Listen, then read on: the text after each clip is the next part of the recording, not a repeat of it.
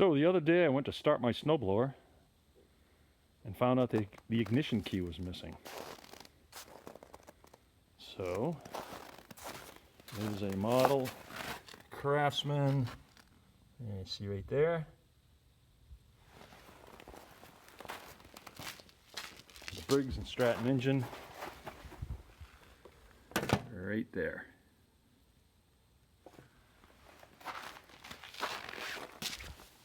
Key goes in right there.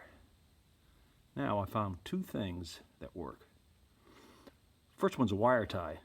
Just a thin wire tie, you just stick it straight in, that works okay. But even more interesting, and the reason I wanted to post this video is, this is what I came up with for the solution. And it fits in there nice and snug because it has an angle to it.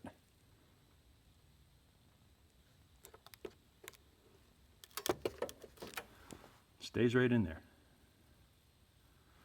And that is a perfect bodge.